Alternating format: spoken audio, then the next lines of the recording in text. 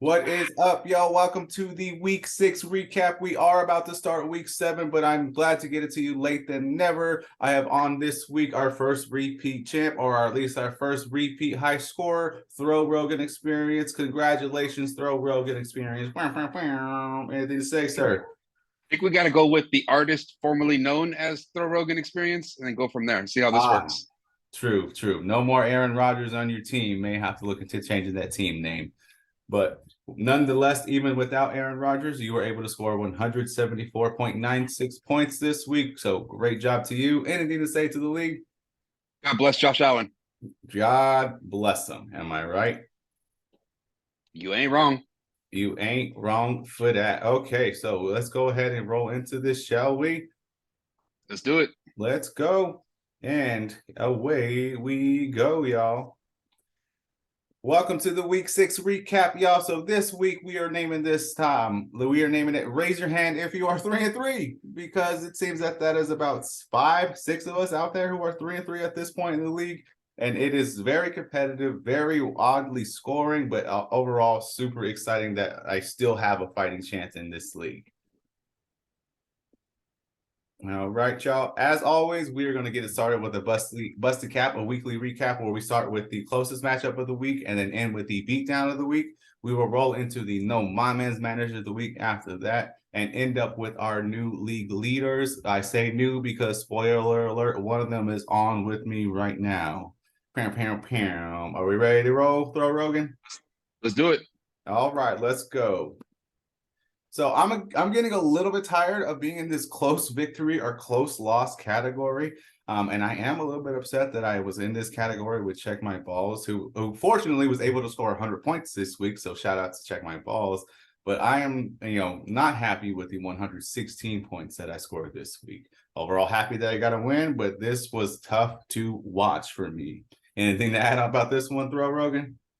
Yeah, the only way I can explain it was like watching that embarrassing Bucks Steelers game where you couldn't watch it, but you also couldn't stop watching it.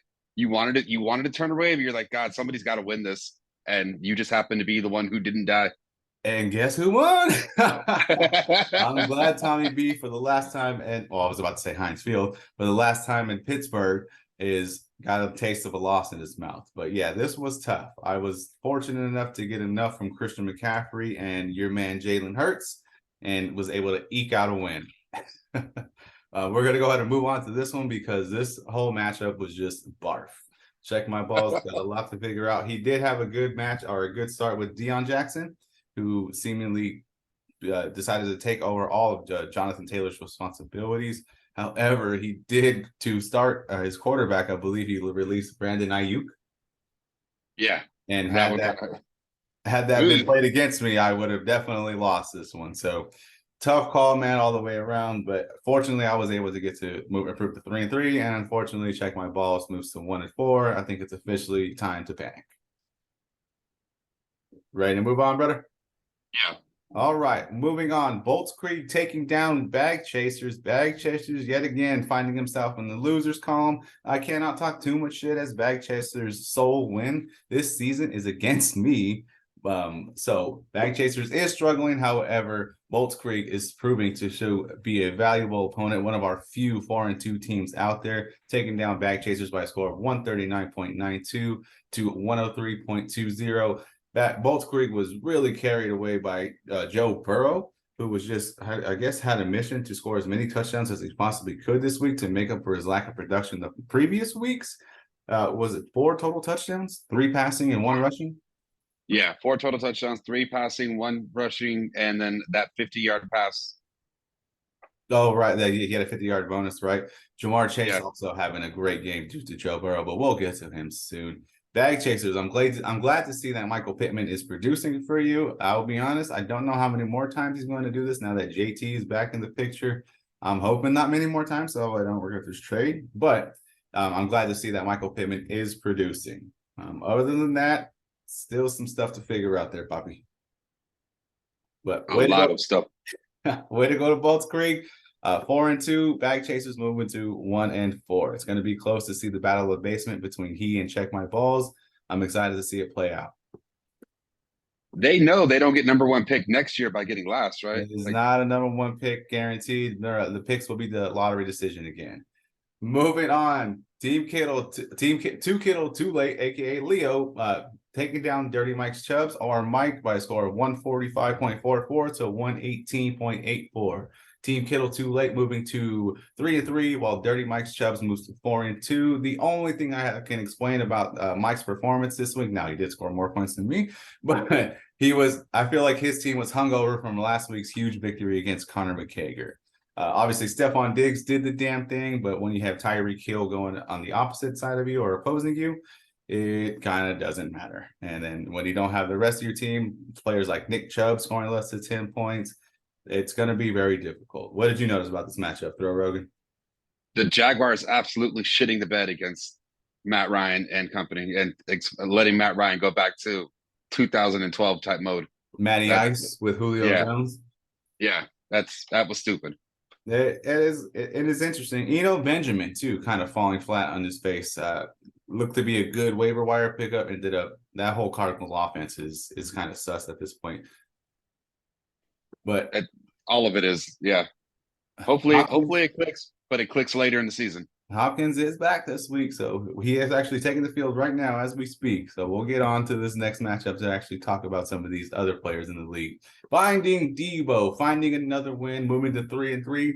Alvin and the Chipmunks now, asterisk on Dalvin and the Chipmunks, moving to 3-3 as well with the rest of the league. The score in this one, 162.26 to 137.86. Finding Debo being on the beneficiary end of that Joe Burrow huge game, as he had Jamar Chase, who is finding his rhythm that he was in last year. What did he go for this week? He went for... I was just looking at it. 32.2. Seven. Oh, you said Jamar Chase, 7 for 132 and 2. So pretty good. Pretty good. And as we were just talking about, sir, Matty Ice returning to his old form as he's putting up 30 points this week. Pretty good. So that was a great streaming option. I'm glad it worked out for Finding Debo. I'm sure Dalvin and the Chipmunks is like, wow, dude, how could this happen against me? Which I totally understand, man. What did you notice about this one, Throw Rogan? Herbert isn't going to go for 8 points. He's not going to go for 238 and no touchdowns on a regular basis. And eventually the Buccaneers offense is going to realize that they can throw that they got some amazing receivers, and one of them's bound to catch a touchdown here or there. Yeah, that's kind of tough. Last I saw, Brady has 3 touchdowns for the season. That's an interesting fact about those Bucs receivers, though, man, because you're right. One of them is going to score some touchdowns eventually, right? But when you're starting 2 on the same team, only one of them can get the touchdowns, right? So interesting strategy, but yeah, if Justin Herbert is able to be his normal self and has Keenan Allen on the field, it's very possible that it's a 20 less than a 25 point differential. I don't know if that would happen, an additional 25 points, but it's not impossible for sure. Right. Yeah, but way to go Finding Debo, finding himself in the win column again, and Alvin and the Chipmunks moving to 3-3 with the rest of the league. All right. Now, welcome to the Beatdown of the Week, starring yours truly, Throw Rogan Experience, taking it to Connor McKager of all managers. Usually it's Connor McKager dishing out the punishment for the Beatdown of the Week, and this week he's on the receiving end. Anything to say about your Lord and Savior Josh Allen there, Throw Rogan? All is well when you're behind Josh Allen. Everything looks great. Praise be to he. That is definite, man. I don't know if he's ever going to score less than 20 points this season. I don't think he is. I'm going to be pissed off the day that he decides that he wants to do that. I don't think you have to worry about that day. I don't think it's ever going to come. Matter of fact, I think even this week he's going to score 20 points, and he's on a bye. Right, he's on a bye. That's the thing. There's no stopping him. It's crazy, man. Connor McKager, again, just like Dirty Mike Chubbs, I think a little bit hungover from last week when they put up all them points. Not too concerning, I don't think, as we'll talk about it here shortly. Connor McKager is very good at scoring points. I think this is just an off week. It's a weird year in fantasy with points. So hang in there, Connor McKager. You're still one of the few 4-2 teams out there. Welcome, Throw Rogan Experience, to the 4-2 club. How does it feel to have a winning record? The air is clearer up here. It does taste better. It's like that. It's like that casino air at the MGM Grand. I'm trying to climb up there, man. I'm trying to climb up there, both to the casinos and to the winning records. All right. Anything to say before we move on, Throw Rogan? Let's go on to the next one. How do you feel about these trade situations going on? First of all, these trades fucking suck. But also, thank you league for denying that trade and saving me 15 fat bucks. Oh man, speaking of the trades, moving on to the No Mames managers of the week. This is going out to the Veto Mafia. Okay, we were just talking about Josh Allen and the Bills Mafia. Now we're talking about our league and the Veto Mafia. As I've done the math, I sat down and did the math. The last 4 trades that have been accepted accumulated a total of 21 veto votes. That's more than 5 per trade, which I know obviously if you're doing the math, how come they weren't all vetoed, right? Because some of them got like 6 right away, some of them got 3, some of them got 4. That's how you douchebags. Some of them got 5 in less than an hour. Some of them got 5 in an hour. But by the time I even got the notification on Sleeper and checked it, I was like, oh, cool, trades processed. And then you guys are like, it got vetoed already? I'm like, nah, it still shows good. But turns out Sleeper, the app couldn't even keep up with how fast these schools were vetoing. So the managers out there that are shook to deal, but they're quick to hate. This goes out to y'all, the Veto Mafia, the No Mames managers of the week. Let the boys play, man. Let the boys play. Make it make sense. Make it make sense. No, we can't have what was it, Rashad Bateman for what was it? Alexander Madison for what? Madison for it was one of the receivers. It was one of those Raven receivers and 15 fat bucks. Nope, can't have it. Nope. He's going to be too rich. Too many fat bucks. That's too many. Yep, that's too many. So shout out to the Veto Mafia out there. Anything to say about the Veto Mafia, big brother? Thank you, and I hate you. All right. Now moving on to the high scores of the week. And as I mentioned earlier, spoiler alert, Throw Rogan Experience, welcome to the top 3. You are now number 2, almost a full 60 points behind Connor McCager, even though you just beat him by 60 points.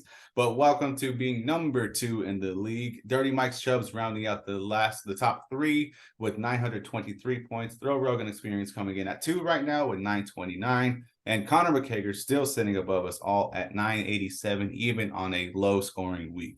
So shout out to you, Throw Rogan Experience. Anything to say to the league before we part? That offense is fucking ridiculous. Connor McCager's offense is ridiculous. Even like just head to toe, looking at it, there's not a weak spot on it. I happen to catch him on a bad week, but let's hope he hits 100 at least 2 more times. Right. And here's the crazy thing about Connor McCager's lineup. Now, when you go against Connor McCager's lineup, you're going against Jalen Waddle, DK Metcalf, Cooper Kupp, and DeAndre Hopkins. And that's just the receivers. That's just the receivers. He still has this dude named Saquon Barkley. I don't know if you heard of him. And Derrick Henry. Yeah, I don't know if you remember that guy. Yeah, and then he still has that ace up his sleeve in Odell Beckham. If he lands in Kansas City, it's a fucking wrap. Oh man, if he lands in Kansas City, it might be tough to catch this man. The only thing that's going to help us out is the fact that he can only start 5 receivers. I might have to make some rule changes here soon, right?